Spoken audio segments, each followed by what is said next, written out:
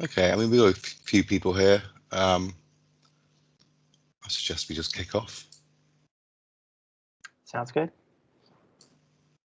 So this is kind of a small workshop, really. It's just, I wanted to cover producing icons for digital platforms, because I've just noticed a few issues, not necessarily with lab stuff at all, but just generally. And I saw it as an opportunity to sort of, I don't know, go over some aspects of icon design that might not be that well known to people, especially those who aren't visual designers or front-end developers. So I'll kick off. So the issue really is threefold, and you'll have seen this on various digital platforms, and especially on intranets, which are sort of notoriously poorly put together and have low attention to detail when it comes to stuff like this. And those issues are, we see blurry icons, we see inconsistent icon sizing, and also inconsistent icon styles. Because people have just grabbed icons from wherever, and as new features get added down the road, there's no consistent approach to icons in place. So new icons are just added ad hoc to the product, and it ends up becoming a bit of a mess. I thought I'd just touch on the different types of icons to start. So, and I've put them into three groups. So the first type are UI icons. And by UI icons, I mean icons that generally stand up on their own without labels, that are just, they're so well established that they don't need explanation. They don't need labels or tooltips. So things like the search icon, the hamburger menu, home icon, and things like, you know, chevrons and carrots and that kind of stuff. Just the very well accepted icon furniture or UI furniture. And then the next sort of level up above those, if you like, are product icons.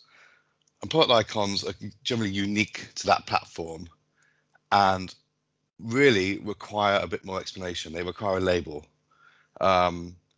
because it's not always, you know, they're slightly ambiguous, basically, and it's not always apparent what they refer to. So although we can come up with a nice kind of approximation, and something that seems to make sense to users, they might not make sense. So we generally need to have labels. And then the level above those, which we won't be talking about much today, are pictograms. So these aren't really icons. This is moving towards illustrations, and you might use these for sort of onboarding and modals and stuff, where you just want to decorate the UI a bit, make it feel a bit more polished. And they're just sort of adding that joy or whatever to the product. But the ones we're going to focus on really are product icons, but also UI icons. And in reference to that label question, this is what Nielsen Norman Group have to say, who are obviously the experts in usability. They think that a text label must be present alongside an icon to clarify its meaning. And that icon labels should be visible at all times without any interaction from the user. So of course, that can be quite challenging when we're trying to cram quite a lot of icons into a UI. You know, adding a label to those, you almost think, well, what's the purpose of the icon? But I think it's just something to consider. You wouldn't always follow these guidelines. This is for kind of 100% usability, to make something as usable as possible. Sometimes we'll sacrifice a bit of usability because we think there's some inherent learnability to the UI, and that people will understand what these icons mean over time. But we should at least have tooltips. But actually, they suggest that we shouldn't have tooltips because it's an extra interaction. So there's a link to that, by the way, and I'll share this this presentation afterwards so people can go and visit those and have a bit of a read, because there's quite a lot of information on icons and their approach to them. And I just thought it was quite interesting. I was thinking about the history of icons, and you know, pre-digital, we had icons, and the earliest example I could think of, and I'm sure they go way back, like the power icon on your TV has been around for decades, but on an old tape deck, you had these established icons, and it's interesting that here they do have labels, but I think in this example on the right, without those labels above, we'd all understand those. And we still use those in Spotify and VOD services and what have you. So they're fully established, but icons go back pre-digital, and so do icon labels. So I guess the next question is, when we're building a product or feature, where do we source our icons from? Now, if we don't have an established icon library, which ideally we will have at some point, that would be the ultimate goal. There's a few sources that I use. I actually use Icons 8 because I pay for that. It's a paid service. It looks like this, and they've got thousands of icons that are really well rendered, fully searchable, all different styles, iOS, Windows, Android. But there's also Noun Project, which is free, and then I think Flat Icon's free as well. Those are 3 good ones. I know there are more, and people might have their own preference.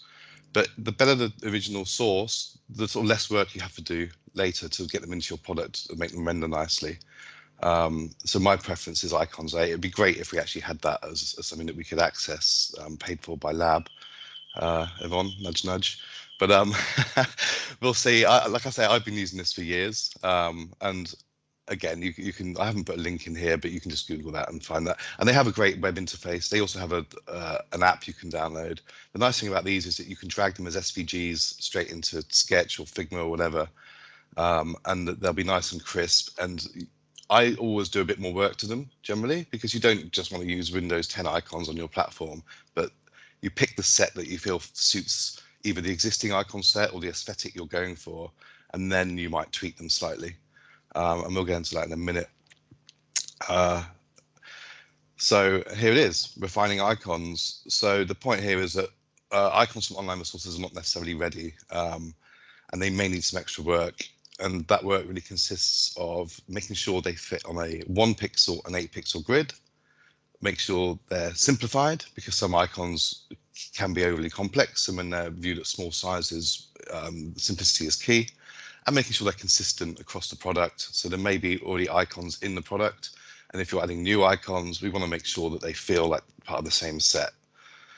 And to that end, I've created this icon template.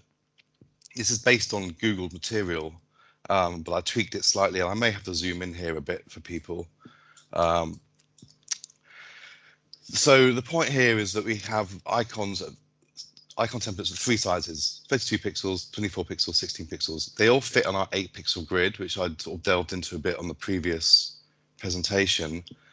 And I guess the key thing here, I'll just zoom in a little bit, and you can see that there's some nice guidelines in here, and I'll explain how those work. But when we're refining icons, we tend to use these to help us make sure they're consistent. So circular icons would ideally all sit on that circle, and therefore viewed as a set, they'd feel consistent. Same with square icons, portrait, landscape, that kind of thing. So these guides are actually really helpful. I'll zoom out again. And here's an example of why we need those 3 distinct sizes. So this is a 32 pixel icon, and I'll just zoom in a bit more. Nice and big, and we can see that this is on the pixel grid. So this is the 1 pixel grid. And we know that this is going to render really nicely because there's nothing on subpixel lines. So when this renders in a browser or whatever, it's going to be nice and crisp. Now, what tends to happen is people will then just refactor that icon for these different sizes just by scaling it, which is what I've done here. This is a master, and these are just scaled down to 24 and 16. If I turn on, and you can do that up here in Figma, and you can do it in Sketch 2, pixel preview, that's actually showing how it's going to render. Because obviously without using pixel preview, we're cheating, we're rendering on subpixels. And we can see that 32 pixel is nicely on the pixels, so it's nice and crisp. But as soon as we get down to these smaller sizes, we get this horrible anti-aliasing. And when you get down to 16 pixels, they become very blurry. So scaling icons like that does not work. I'm going to leave the grid on actually. So here we can see I've got 3 sets. These are no longer locked to that master. This is still scaled, but what I'm going to do is just quickly show how we would make this work at 16 pixels. And I won't spend too long on this because it'll be a bit boring. But it is a little bit of pixel work. Whoops, it's a bit of grabbing points. Sorry, it's early morning here, so I'm being a bit clumsy. And you can see immediately the effect that's having. So there's a little bit of work to do when we want to refactor icons to different sizes. We have to kind of bear this in mind and make sure that we're using, we're not using subpixels. I'll quickly just do this top bit, but I think everyone gets the idea now. Hey, James, while you're doing that, do you happen to know if Figma has an equivalent of the round to nearest pixel feature that Sketch has? Do you know what? I don't know. That's a good question, because I guess you could just run that on this and it would snap or try to snap them to those points, correct? It's an interesting thing that Sketch does. Yeah, you can select the individual anchors and then run a command called round to nearest pixel, and it will do its best to snap all the anchor points to sit on a full pixel. It's not perfect by any means, but it can be a nice way to quickly at least get everything snapped, and then maybe you have to adjust a handful of anchor points. Yeah, so that's a great point. I mean, you have snap to pixel grid, which you can see is working there. They're snapping, and I'm not getting decimals up here. But yeah, there might be a plugin that does that. But yeah, Sketch makes that a lot easier, it sounds like. I haven't used Sketch for a while. I think that Figma actually does include that now. It's under the Arrange menu. Oh, is it? There you go. Try it on your 16. Oh, round to pixel. So let's just try that. Let's try it on this. Yeah, I don't think it works at a pixel by pixel level, though. It's more like it's trying to snap like a square, I think. It's done. It did that one a bit. Oh, sort of. Sort of. I don't know. Yeah, I don't know how the selection. It's not doing it now at that level. Maybe at this level. There might be a plugin that helps with that. Yeah, it's kind of trying. It is kind of doing it. I mean, that needs more work. I guess it makes it a bit quicker. Of course, down at 16 pixels, I've been using 2 pixel widths down here. Down at 16 pixel, we might go down to 1 pixel widths on the lines. That's just something else to bear in mind. And also, of course, I would probably be turning off the pixel preview, because I want to use these guides, to make sure, that this is sort of using those guides, if that makes sense. And it's nicely fitting inside this square.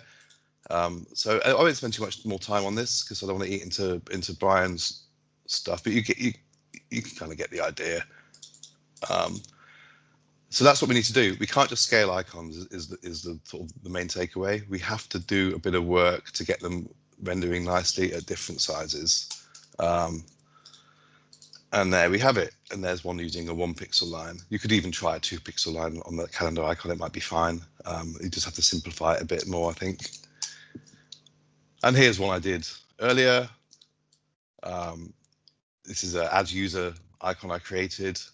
And you can sort of see how this fits into this template as well. It's fitting within this kind of central square. It just helps me make it nice and balanced, nice and centered. And also, again, it would feel consistent with these other icons in terms of line width, height, and the kind of weight it has on the screen. That is it. I smashed through that. I knew it was going to be quite quick. I've got some resources here that I thought were really good. And again, when I share this, I put it in the chat for this. These are just 3 good guides, if you like, and resources on basically what I just covered in a bit more depth. So I recommend having a look at those as extra reading. But that I knew, like I say, I knew it was going to be short and sweet. That really is it. And the benefits will be just a better looking UI, more consistent, more polished, and also going forward, a consistent way to add more icons to the platform. You being a new designers into a platform on a new feature, you need to have that set up, I think, because how do you keep it consistent? You want to give them a nice framework to go forward, because they're invariably going to be adding, not always, but there's a good chance they're going to be adding new icons as part of their products. Maybe it's something in the menu that leads to it, or maybe it just needs some other UI icons. And I know currently, I think we use streamline icons is quite popular amongst lab projects I've seen, which is a good icon set. But again, I'd still want to go in and even on streamline icons, make sure they're rendering properly at these different sizes we might need them at. And those 3 different sizes, just quickly before I pass over to Brian, those 32, 24, and 16, you don't necessarily need all those sizes. Like I tend to do create most of my UIs using 32 pixel icons. And I can probably just go into a little bit more depth on this. This safe space, we don't want our icons getting too big in here, but we want a big enough sort of hit area for our mouse, for our cursor rather. And also when we're doing mobile work, we need like a safe touch area for our icons. I know iOS guidelines are 44 device pixels, I think. I think Android might be 48 or 40, I can't remember. So you want to lean towards that. I'd go to 32 because I want it to sit nicely on the 8 pixel. 40 would obviously sit on that too. So we don't want people to try and have to mouse over, you know, a small icon. We want them to give them a nice big area they can hit. But I think Brian will go into more depth on that and the implementation side of things. Yeah. So there you go. I'll pass it over. Thanks, guys. All right. Perfect. So yeah, thanks, James. That was really great. I'm going to share my screen so that I can show kind of the other half of this equation. So James really showed you kind of how to create the icons, how to set up an icon set. And what I want to show is how you actually use those in an application. And there's a lot of different ways to do that. And I'll talk about some of those techniques.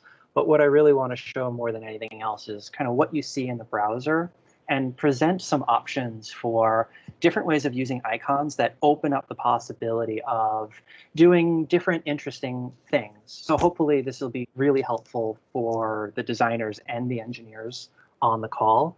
I also just want to say in general, James, for the things that I'm stepping through, it would be great for you to tie those concepts back to these slides. So feel free to call out kind of where you see those things.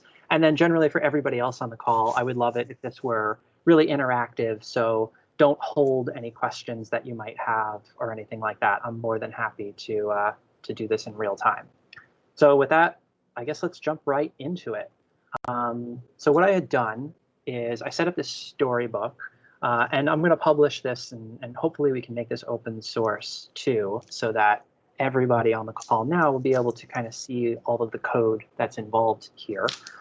There's a simple introduction here, but I'm going to jump right into the first story, which is showing off some icons.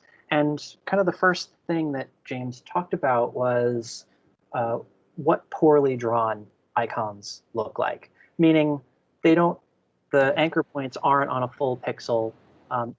It's really, really visible when you have straight lines like these icons that I quickly drew poorly in Sketch.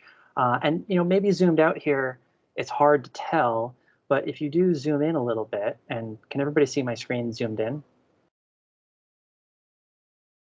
No, that's not zooming. It's not zooming? Oh, okay, maybe I can do this. There you go, that works. Yeah, we can see that. Okay, cool. So it's a little bit hard to tell just with the kind of the way that the browser is rendering this, but if you zoom in on your own, you'll see that the edges, or if you look really close to your monitor, the edges of these are actually quite blurry, and it's because they're not sitting on a full pixel. I can actually show you that in Sketch. Maybe it's a little bit more obvious, but you can see here that the edges of all of these are blurry, and like how James showed you in Figma, the edges of these are just kind of floating in space. They're not snapped to a full pixel on the grid. And you can see too, if you turn off the pixel preview, you kind of mask that issue. So all of this blurry stuff on the edge is actually what's being rendered right here. So this is an example of what happens when you have poorly drawn or incorrectly scaled icons. There's another section underneath here, which I was going to touch on Svgo a little bit later, but Svgo is a way for you to optimize your SVGs. Similar engineers would be familiar with like minifying JavaScript. It would be a similar concept. And in fact, this square icon is so poorly drawn that when you run it through Svgo, it comes out looking completely broken. So it's actually super blurry, and it ended up being a single line. And that's because I used a feature in Sketch that can't be optimized with Svgo, where this wasn't actually a square that was drawn with paths. It used a border inside of Sketch. And so what happens if you export this and then optimize it, the border will not be drawn correctly with the built-in SVG features, and it can come out looking broken like this. So I think this really illustrates what happens when you are not actually creating your icon files the correct way, or possibly if you are grabbing them from some third party and who knows how they were created to begin with, you could run into problems later on down the line. Another reason that I bring this up is in really sophisticated applications, this process might be automated. So you might not see the issues until you deploy your application, and your SVG assets could be automatically optimized, and you might run into weird little issues like this. By the way, SVG itself is really, really complex. There's a lot of features, and there's a lot of things that might work in design software that don't work so well in the browser. Certain types of gradients come to mind as a feature that's not super well supported in browsers. So it's definitely worth being aware of what's going to happen when you export your icons. The next page that I have on here is correctly drawn icons. So I know that zooming in doesn't really give you the best view, but if I come back to Sketch, you can see here that I drew up a very simple template. It's just a box, and my icons are now sitting on full pixels. This is what the icons actually look like in the browser if you were to zoom in all the way. And then again, I optimized those exact icons with Svgo, and you can see that they're still perfect. When we go into Svgo in a little bit more depth later, you'll see that the actual size of the SVG code is dramatically smaller with Svgo. And that's interesting. I'll talk a little bit about different ways to actually manage your SVG assets, because there's pros and cons to using them inline as they are done here. So I guess I'll just pause there for a moment just to check if there's any questions kind of about this. You could kind of see that, James was doing all of his icon creation in Figma, and I'm doing it in Sketch, but the results, the concepts are really, really similar. If not, I'll continue on diving into some of the alignment issues using the template, using the bounding box that James illustrated. What's interesting is that if you look here, I kind of drew up some icons, and it says that they're misaligned, but you'll notice that they look kind of fine. It's not obvious that there's actual alignment issues here, but if I turn on the bounding box, you can immediately see that there's all kinds of problems in here. This icon, for instance, has a very, very wide bounding box, and the diamond is kind of off-center to the top right. This square has a very, very tight bounding box. It was drawn too close. And so now the fitting inside of here is super tight. You'll notice that when you have these icons next to each other, on this edge, it's very, very close, but on this edge, it's far away. You might imagine, and I will illustrate that a little later, that can create problems down the line when you're using labels. You also have the same problem. Well, here's a better illustration without the bounding box. If I don't center align these, if I don't force them to be center aligned like this, the problems are immediately obvious. This might happen in a case where you're using icons inner interface and they're not center aligned intentionally. These problems can crop up. Obviously, this is pretty contrived. These are extreme. Oftentimes, you'll see icons that are off by maybe 1 or 2 pixels, but it's definitely noticeable in like a highly polished interface if something is off by just a little bit. Also wanted to show that these problems still arise if your icons are arranged vertically. So you could imagine in some menu somewhere where you're not horizontally centering these icons at all, these issues can still crop up. So it's really important to use some kind of template like James created so that your icons are actually centered in their bounding box and they have enough breathing room. They're not right up against the edge, so that when you are placing them next to other content, it feels too tight. Also, considering the different shapes that you have, here's an example of me drawing them poorly. You want to make sure that the icons are related to each other in the correct kind of proportions. And then the last story in here is using these with labels. And you can see it's relatively subtle, but if you really look at it, and here I have an 8-pixel grid on the background, you can tell that these things are not quite right. They are horizontally centered here, but the space between the icon and the text label is wildly inconsistent between all of these things. Again, this is pretty contrived, but if you are in a very sophisticated, very polished interface, this might be very, very obvious.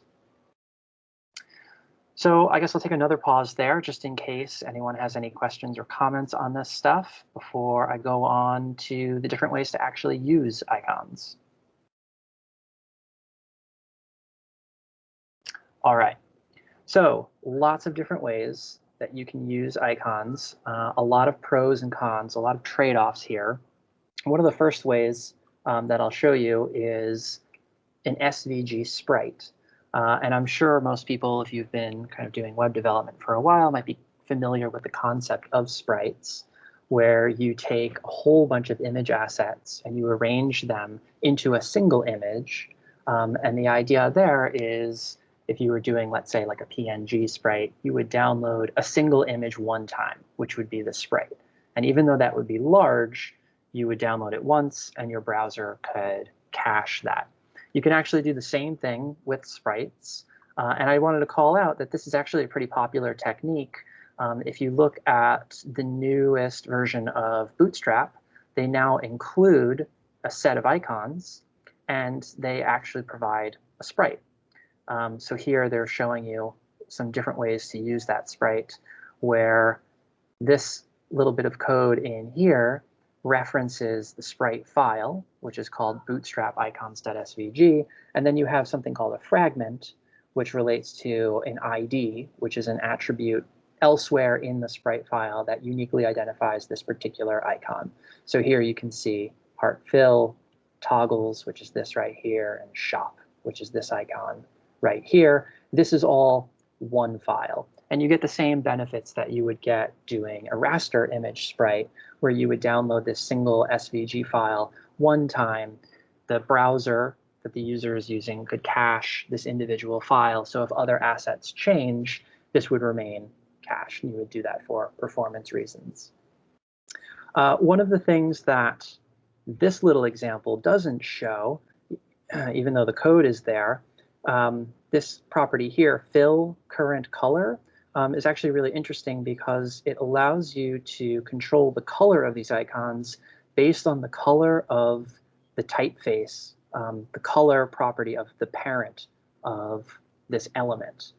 So I'm doing that here for this sprite. I made the heart red by setting the color of, I believe it's sitting in a div. The sprite is using current color, but you could do this if you are changing colors, or if you just want one section of your UI, let's say that it was using a brand color, or it was using a secondary or a tertiary color, your icons could follow the same exact color of your typefaces if you were using labels. So another technique here would be to reference an SVG externally. So this would be referencing the SVG file itself. I'll pull this up in the dev tools so you can get a look at actually what's going on here. And here you can see static, media, flow, dot, and then a little hash, and then SVG. So this SVG file is kind of sitting by itself in the code base. I can show you exactly where that is here. Here's the flow SVG. Here you can see it's a single line of SVG code, but this is the actual file that I'm rendering over here. What's nice about this is that this is very easy to set up. If you can serve other images, any other static assets, it's very simple to incorporate this into your application. There's very little that you need to do. And in a later story, I'll actually show you that in the same way that I'm using an img tag here with a source, like you would any other image, you can also do this as a background image. One of the biggest reasons, again, that you would want to do this is because of the simplicity of setting it up. Here you go. You can see here I'm using this as a background, and this is the familiar CSS property background. And I'm doing the same thing. I'm using this URL, and then it points to this SVG file, which is sitting inside of this code base. This application is able to serve that file statically, which means I can request it by itself, and I can use it with CSS. This is really great. Again, incredibly simple, and it does give you some degree of control. So if you wanted to style this with CSS, it's quite easy and quite familiar. Here's another example of using other kind of background styling. So here in this case, I just made it huge. You can see here it's kind of centered and offset a little bit and scaled up to 1,000 pixels. The next way that you might want to use an SVG would be to use it inline. You'll notice that this looks exactly the same, but if we look at the code, it is quite different. Go down to this particular story, which I believe is over here. So here we have a bit of React code. This is part of Storybook, but you'll see right here that I have the SVG kind of directly in the document. And if I were to inspect and pull this up into DevTools, it should be right here. Here you can see the actual SVG file itself.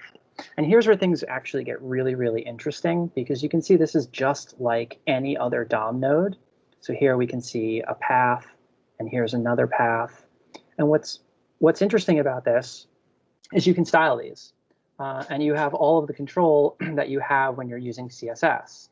So if you wanted to, you can do interactive things. So if you hover, you can style these individual path nodes just like you would anything else on the page, which enables you to do really interesting effects like this.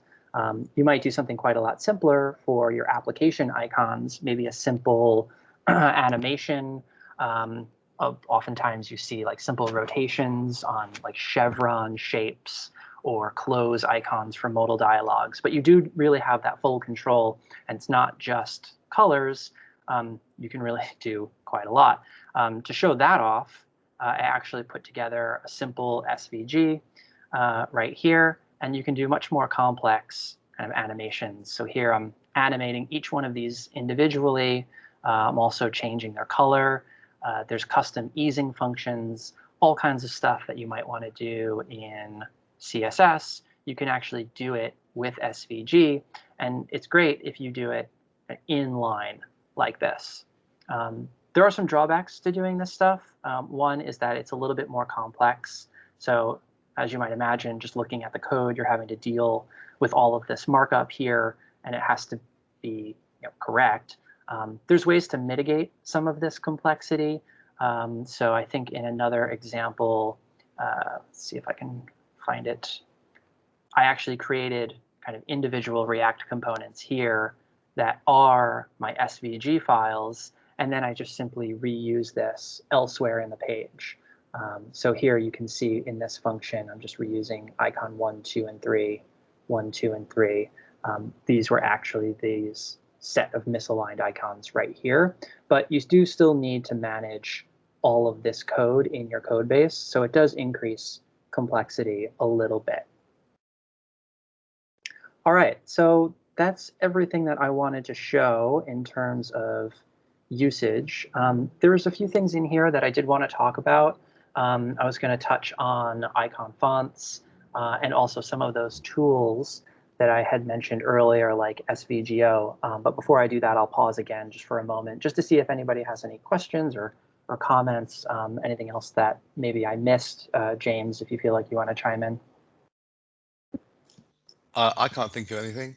I guess one of my questions would be how people would export from Sketch or Figma in the best way for the devs. Do they just Sure. use the native export tools? I know there's Svgo plugins for Sketch, for example, and there are also online kind of converters you can use too. So yeah, it'd be good to get your insights there. Yeah, absolutely. So there's a lot of different techniques for how to do this. And I think really it depends on the application that you're building, how you want to export the icons from design software and then import them into your application. So really, I think the best answer would be to kind of work with your engineering team to understand how they want to use the icons. And also what your design goals are. Because if you need to do complex things like this, it is going to require you to use an inline SVG, but maybe for some icons, it's more appropriate to use a sprite. And you'll need to kind of mix and match the techniques as appropriate, depending on the application that you're building. Having said that, again, there are lots of different ways to do this. I did want to point out one tool that I think is really interesting called Svgr. And that provides a couple of different ways for handling your SVG assets. One of the really interesting things that it does is given some SVG file, and this you can see was just exported from Sketch. It's not optimized. It has like title attributes and description attributes, which frankly are kind of useless in your real application. But you can use Svgr to run your icon through this process where it spits out a React component, which is really nice because this is incredibly similar to this right here, but it will automatically take your SVG source file and output this. It will generate it automatically. So now you don't have to maintain this by hand at all.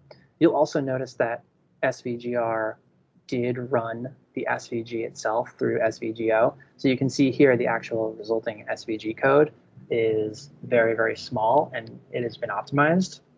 What's nice about using a tool like this is you don't need to do much when you export from design software. You can just take basically whatever it spits out, throw it into a directory, and use this tool to automatically create this kind of output, which would then be what actually gets used in your application. It does do some other different things that are a little bit more complex, but I think that this tool works really, really well. And what's nice is that it does handle the optimization for you automatically. However, in some cases, maybe it does make sense to do something slightly differently. Maybe this tool isn't appropriate. And in that case, there's Svgo, which you can use directly. This tool is super popular. It has tons of features, which are all detailed out here, all of the individual things that it can do, and you have fine-grained control over each of those. The reason that you might want fine-grained control is some of these rules, if you enable them, could kind of break your SVG rendering in subtle, interesting ways. So you do have the ability to kind of balance optimization versus fidelity to the original drawing. This is a little bit more complex to use, not too different. And there's tons of examples here. So like you had mentioned, there is a Sketch plugin. Somebody built a macOS app, which I think will allow you to just basically drag and drop SVG files in, and then it will spit out optimized SVG files out, which you could then put in your application and then use kind of these variety of different ways that I had outlined over here. Lots of options, including this Webpack loader. The reason I mention this is because Svgr also has a Webpack loader, which will do all of the stuff that Svgr does, plus run it through Svgo, which is quite nice. Bootstrap, for instance, going back to that, primarily uses the sprite technique, but I think they do actually, and this is true for most icon sets that you can download third party, you actually get the individual SVG icons themselves, which if you want to do a degree of customization on them is quite nice. Bootstrap also details a couple of different ways to actually use them, some of which are a little bit more complex, such as base64 encoding them or weird stuff like that, but certainly available. Another thing to touch on too is icon fonts, which are super interesting. They're really nice because they're super robust. They have tons and tons of icons. There's a lot of them out there. Font Awesome is, I would say, probably the most popular. Certainly the biggest, or at least the biggest popular one. Thousands and thousands of icons that you can see here. They're really nice because they're incredibly easy to use. So you don't get kind of that drawback of using your SVGs inline like you do here. You use them just like you would, any kind of letter or set of letters in a font. It also makes it really easy to style them in that you can control the color really easily and then basic other styling properties. So here you're animating, I think it's probably the opacity of these individual icons. But one of the drawbacks of using an icon font is that you do need to serve the font, which can, in some cases, be quite large. And if you're serving other fonts, that might not work for your particular application. You also don't get the ability to do kind of complex animations and fine-grained control like you do here when you're using the SVG inline. So again, it really depends on what your design goals are, which technique you're going to use. But hopefully that kind of gives you a nice overview of all the various ways to use these things. And then the last thing I wanted to show was that there is actually a SVGO kind of web interface called Svg OMG, which is really nice. It allows you to, here's a demo, paste or upload an SVG file. You can see kind of the resulting optimized markup. Here, this is quite large because it's this complex animation. And then you can also play around with the various SVGO options, which again, if you enable a lot of these things, it could potentially increase or decrease the file size. It will make it more optimized, but you can kind of break the rendering of your SVG in kind of subtle, interesting ways. You also have the ability to control the degree to which this is optimized. It doesn't appear to really affect this particular illustration, but there is a balance here between how optimized you want to make the markup and it not breaking.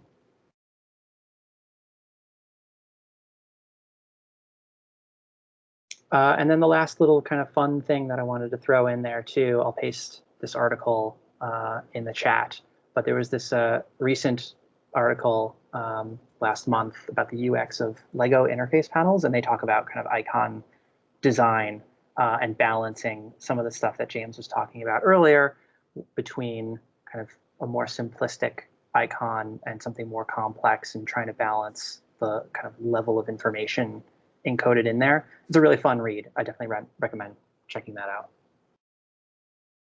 Brian, I wanted to jump in. This is Jason from New York. Hey.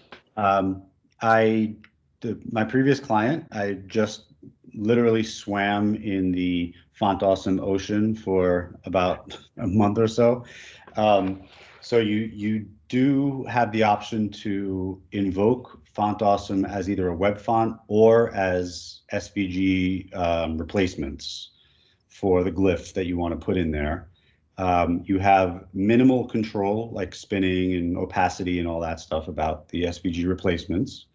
And if you do have access to the Webpack configuration, you can tree shake out, you can shake out the glyphs that you're not using. So they're in production only. So there is a way to say, I'm only using 5 graphics out of the 5,000 icons that come with Font Awesome or whatever it is. Shake out the 4,900 and whatever, and don't deliver them to the browser. So you can use Webpack to actually customize that, but you're right in that you don't get full access to all the SVG goodness. You can only do a little bit of rotation and color changing. Got it. Yeah, I think so. The style control would basically be the same level of control that you have with any other letter in a font. But that's really interesting. I didn't know that you could kind of tree shake out individual assets, which is really cool. So for the non-technical people in the audience, tree shaking is like a fairly new concept where when you build an application, if you're only using parts of a library, your final build would only include the parts that you're using. So, for example, there's a very popular kind of utility library called Lodash, which has a whole bunch of functions for doing common things. If you decide that you only need to use the from pairs function, that's the only part of this whole entire library of hundreds of functions that would end up in your build.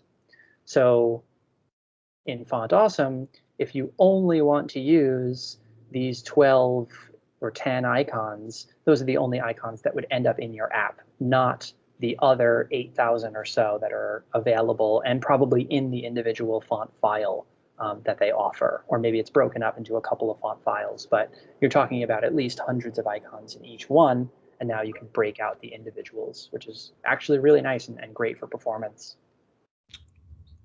Yeah, the last thing I wanted to say was that, yeah, so this part was just going back to your animation part. So that this little play with our icons thing is great because you can stack them. So instead of, if you don't want to get your hands dirty with SVGs, or you don't really want to like understand what's going on, you can stack the Font Awesome icons just the way you did just there.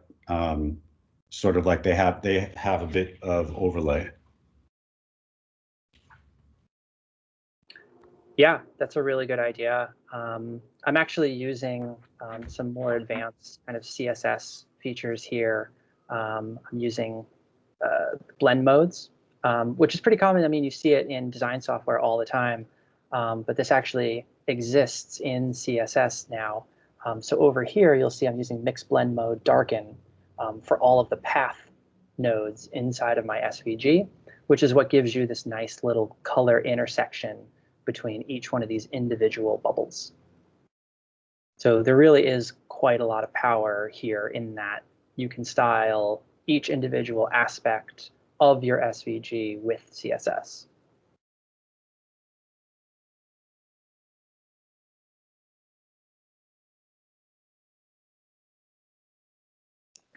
Cool. So that's everything that I wanted to show. I think from here on out, it would probably just be kind of Q&A. I don't know if anybody had any other questions or comments. Happy to offer, any other experiences that I might have if anyone has questions. Yeah, I think this is more of a discussion point. This is Scott Sylvie. I'm in the DC office, for those of you who haven't met. So when it comes to, let's say we use something like Figma or Sketch as, fundamentally my discussion here is around the source of truth. So if we're using Sketch or Figma as the source of truth for SVG, then presumably if I'm building a React application or an Angular application or whatever, we don't want, the ideal solution would be basically anytime those icons change, we could like auto-generate the icon library, the SVG library to be consumed by the application. And then you mentioned things like, Webpack for tree shaking, and you can also use Webpack to like, if the SVGs are small enough, that's where you probably were showing the base 64 encoded version, so that instead of actually having to like make a request for an SVG, it would actually just get inlined into the final output. So is that really the overarching goal that we're talking about here, is how to get from an icon designed or a library of icons designed in Figma and ultimately into the browser? Or is this just more kind of a higher level, here's what SVGs are and how they work within, or icons are and how they work within modern web? Probably somewhere in between. I think the idea of incorporating kind of this newish concept that's called design ops into your workflow is really, really interesting, and something that I haven't really had an opportunity to kind of explore really deeply yet.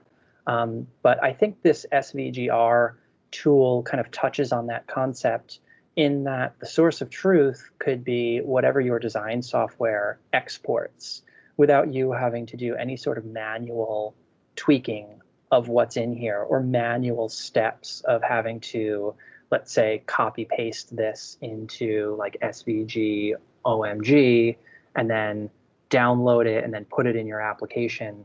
I think that you could probably automate the process a little bit. And I think it would be really interesting to try and uncover ways to truly automate that all the way from design software. So you don't have a manual step of selecting all the icons and then spitting them out and then hooking everything up together. I wonder if there's a way to automate that completely, where if you were to, let's say, save a file in Figma, it'll do all of that stuff for you.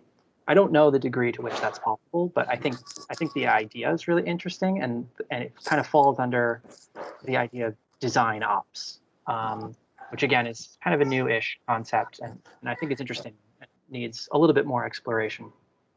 Yeah, so I've done this from the context of we're going to source control our SVGs, and then the rest of it, you know, from Svgr onward in Webpack to automate kind of the consumption of that within a modern web framework like React. But I haven't done anything with, and I'm certainly by no means a designer and know very little about Figma other than how to, you know, navigate around and find things that I need to build. So that side of it is a bit of a black hole for me. But I think if there was a way, like I know Sketch, for example, had Sketch app and, you know, was trying to become a source of truth that could then integrate with, you know, Git and integrate with like a UI, but I don't know where I'm sure Figma's, I know it's phenomenal. And I know in a client project I'm working on, we're actually using Figma to export tokens, design tokens that get source controlled. And then we build like all of our core styles and both for CSS and then also the JavaScript themes on top of that. So I know there's some things that can be done with the Figma API, but yeah, I think if there was a workflow that could show from icon to browser, largely or fully autonomous, that'd be really rad. Yeah, that would be cool. You're describing the dream. I think, yeah, with a bit of exploration, we could probably get there.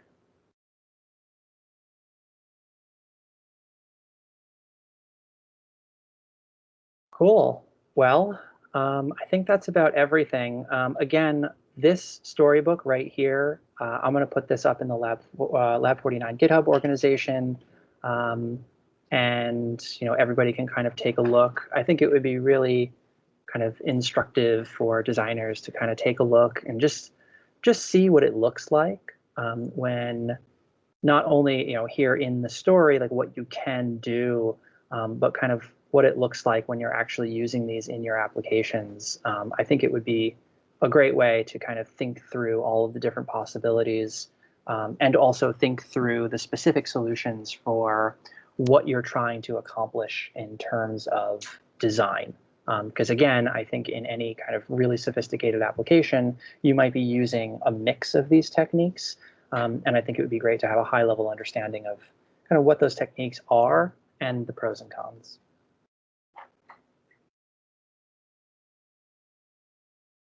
That was great, Brian. Thanks for that.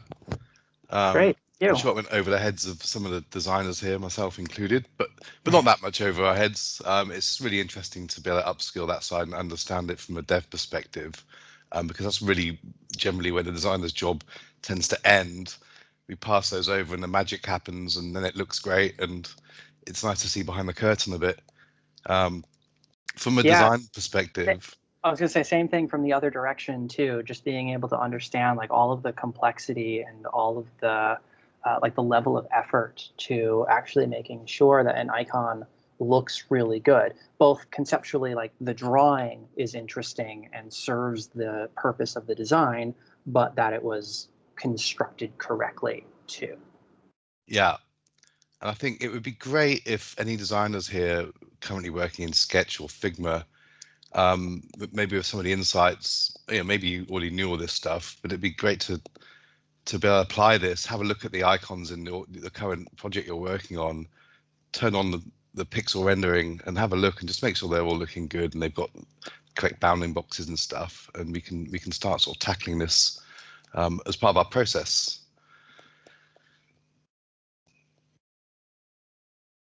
Does anyone else have any input or questions or insights or examples of issues they've had?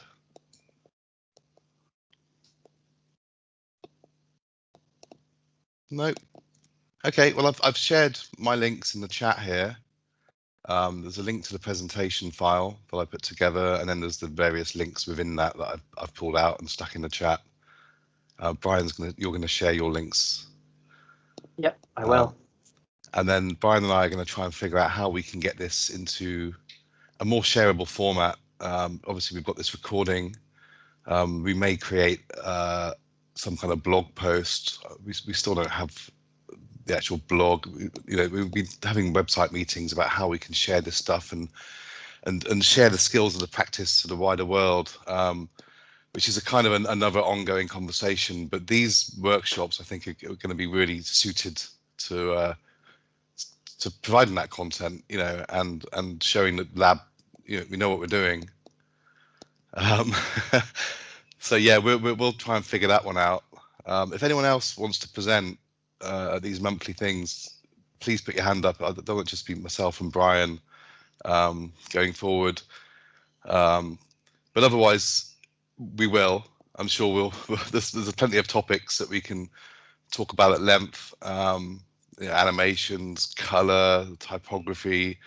Yeah, there's tons. I've touched on grids, but yeah, there's a whole load. But if anyone else wants to put their hand up and present something, anything related to design and dev.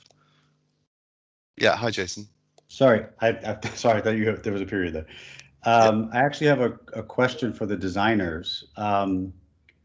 So I'm an engineer, obviously, and I do as best I can to move graphics into place and make them look as pretty as possible. Current client has a stylized glyph, let's just say a quotation mark. They're using a PNG. What's the easiest way for me to sort of turn it into an SVG, or is it not even worth it if it's a small glyph in that way? Because according to what the rubric of this, the parameters of this conversation is stop making your graphics look crappy by having subpixel bleeding and all that stuff. This graphic happens to not be sharp and it does not fit into the pixel lines. So as a developer, where do I start? How do I take this graphic and vectorize it, I guess? So that's a pretty interesting question. I think there's a lot of different ways to do it. My own kind of personal technique for something like that would be to actually draw it using the pen tool in design software. For something simple like a quote mark, that's probably where I would start. There are tools out there for kind of automatically tracing images. So like one of the really popular features of Illustrator is doing that automatic tracing. It's often not perfect and does require some hand tuning, especially if it's a complex image. But that would probably be the way that I would go, is just drawing it myself by hand. And then also converting it to SVG could potentially have some minor performance improvements in that the file size could actually be quite a lot smaller than a PNG. Plus, it will also be infinitely scalable. What's interesting, too, about something like that quote mark is it's a little further away from an icon and more kind of on the spectrum closer to like an illustration. So you do get to not have to concern yourself quite so much with all of the anchors being on a full pixel, because if the presentation of that illustration was large enough, you're not going to have those issues of it looking blurry or broken like you would at really compact, small sizes that Right. icons are presented with, Right, or present at. I'd like to add a comment to that, because depending on who the client is and how strong their branding team is, I would not recommend redrawing things without talking to them first. Because Oh, yeah, no, you're I'm- liable to encounter people who are very sensitive about that. Excellent Yeah, I'm point. definitely not going to. I just wanted to bring it up as like, what if? Yeah, my starting point there would be to contact their UX people and see if they can export it in a different format, because Mhm. chances are they can. That's a great idea. Okay. Yeah, that's actually interesting too, because that, I mean, we're getting further away from icons now, but if it is a quotation mark and it's based on some typeface, there are ways of converting the typeface to outlines, which can then be easily exported to SVG. If you don't do that, you're not able to export it as an SVG, which might be why the asset is a PNG to begin with. But most software will allow you to, it's usually called convert to outline, and it will convert all of the letter shapes to paths. So it's no longer the typeface, it's now just vector paths, which interestingly, now I'm really diverging, is what you're supposed to do as a designer. Like if you're doing something where you're using a typeface where you've paid for a license, before you send it to like print, for instance, you are supposed to convert everything to outlines so that you're not passing around the font file. Cool. I learned something. Thank you. Yeah.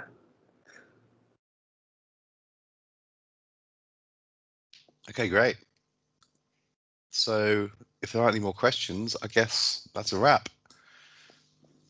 Cool. All right. Awesome. Thanks, everybody. Thanks, guys. Thanks, guys. That was great. See you at the next Thanks. one.